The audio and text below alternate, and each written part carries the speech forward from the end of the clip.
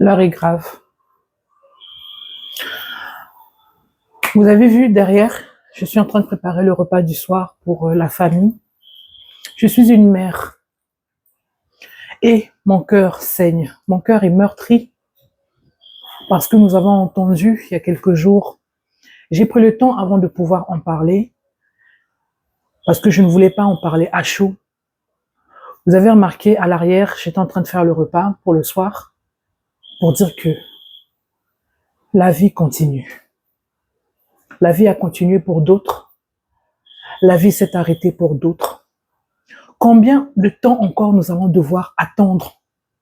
Combien de temps nous allons devoir encore être dans cette attitude de passivité? Combien de temps nous allons vaquer à nos occupations, à ce qui nous arrange, à ce qui ne nous concerne pas? Combien de temps nous allons devoir encore patienter ou à négliger ce qui se passe? Combien de temps nous allons encore devoir être passifs face à une situation qui détruit les familles? Je suis très triste pour ce qui arrive, pour ce qui est arrivé à cette famille, aux parents de Camélia. Ma chérie, je suis désolée. Je ne sais pas, dans cette situation-là, on se dit peut-être que les parents n'ont pas été au courant, peut-être que les parents n'ont pas fait les choses, ou les parents n'ont pas pris le sujet. Pour ta part, ma chérie, je suis désolée et je suis fière de ce que tes parents ont fait jusque-là. Je parle de ta mère, je parle de ton père. Je parle des adultes qui ont considéré ce problème et qui ne l'ont pas laissé dormir. Je suis désolée, ma puce, que l'État français t'ait abandonné.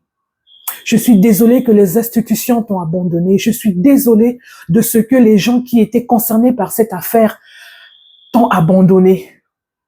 Et j'en veux à la France. J'en veux au corps enseignant, à ceux qui ont écouté cette histoire et qui ont choisi de négliger ou qui ont choisi de vaquer à leurs occupations et de négliger cette situation ou tout simplement de le laisser attendre alors qu'on avait face à nous une enfant qui était en pleine souffrance. Ce n'est pas faute d'avoir eu le message des parents, ce n'est pas faute d'avoir eu cette information, ce n'est pas faute d'avoir été prévenu par cette petite fille. Vous vous imaginez le niveau de détresse dans lequel elle était jusqu'à sauter la vie, prendre son corps allongé sur les rails, c'est-à-dire la réflexion qu'elle a eu à mettre en place pour se dire que c'était la seule solution. Parce que elle, cette petite fille, ne voyait aucune issue. Cette petite fille voyait son problème tellement grand que les adultes ont négligé. Est-ce que cet enfant ne comptait pas pour vous? Et si c'était votre enfant qui est à cette place, qu'est-ce que vous auriez fait? Si c'était votre nièce qui était à la place de cette petite fille, qu'auriez-vous fait? Je ne sais pas.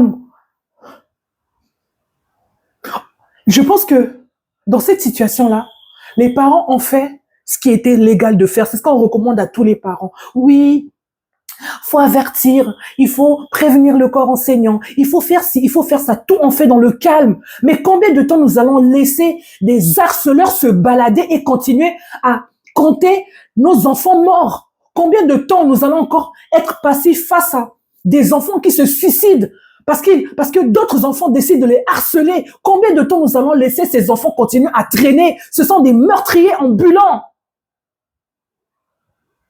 Je suis en colère. Parce que je suis une mère. J'ai aussi été enfant autrefois parce que je compte pour mes parents.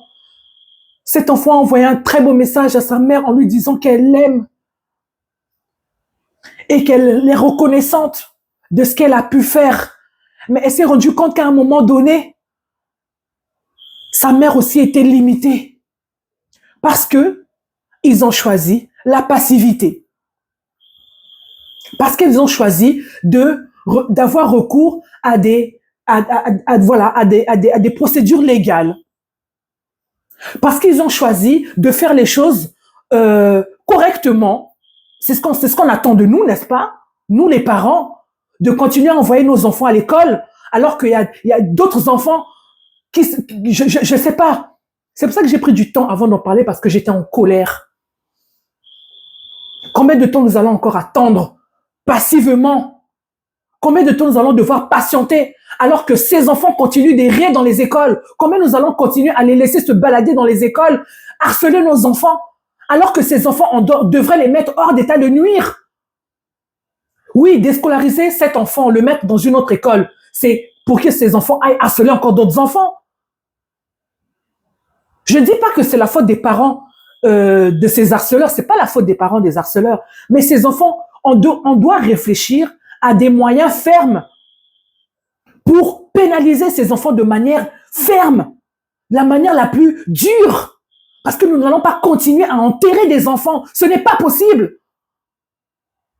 Ce n'est pas possible.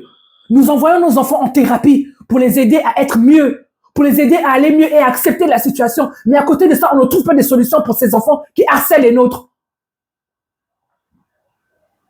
J'ai encore repensé à la petite fille qui est décédée, la petite fille de 9 ans qui s'est pendue en 2025. Je crois que c'était au mois d'octobre, si c'est pas septembre, octobre. Une gamine de 9 ans qui pense déjà à mettre fin à ses jours parce qu'on l'harcèle. Là, on a une gamine de 17 ans qui est à l'approche de sa majorité, c'est-à-dire elle avait toute sa conscience, mais qui se faisait harceler. Et on a un corps enseignant qui décide de dire, oui, non, t'exagères, tu te victimises. Entre elles, effectivement, ça reste une victime, mais en quoi le harcèlement est une situation de victimisation? En quoi on doit mettre une victime dans une position de victime? Et à quel moment on dit à un harceleur que c'est un, comment est-ce que je peux dire le mot?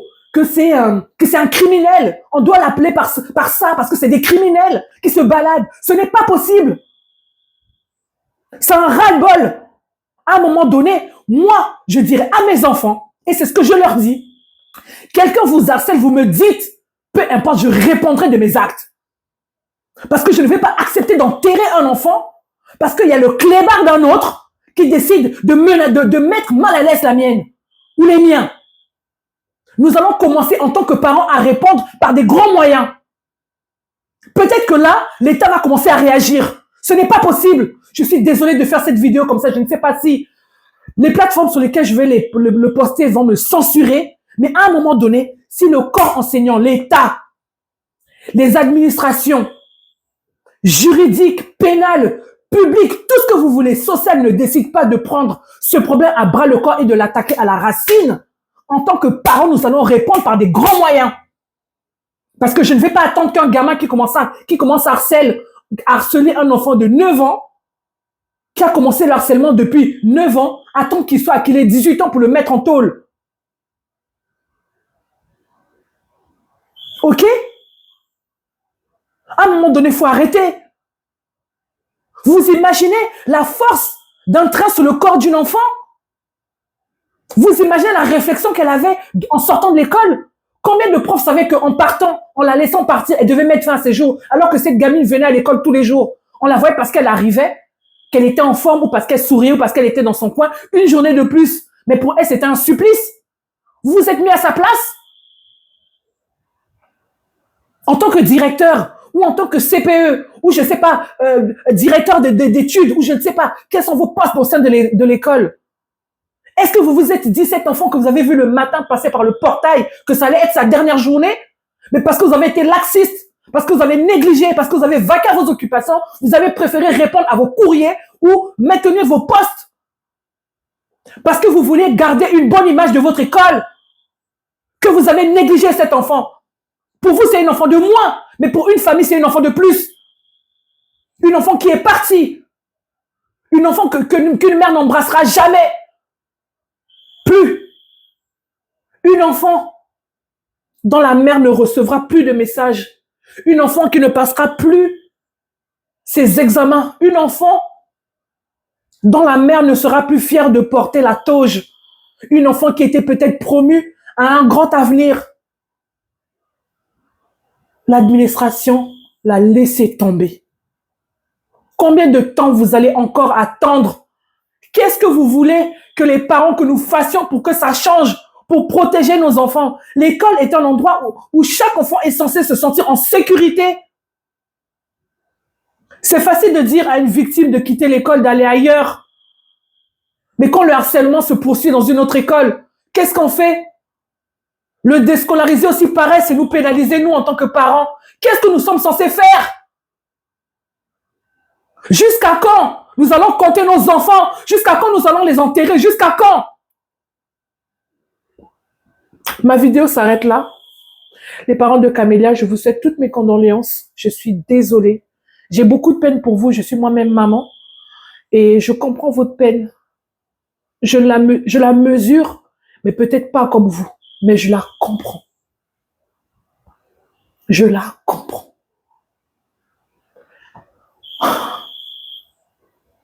Camélia, je suis désolée.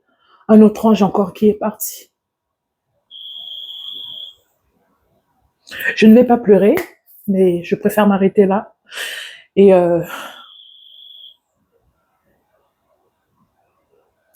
je ne sais pas, il n'y a plus d'espoir. Je ne sais pas si je peux dire que, espérant que l'État français fasse quelque chose, il n'y a plus d'espoir. Les parents, on est tellement désespérés. Et on a une boule au ventre quand on se lève le matin, quand on envoie nos enfants dans les écoles.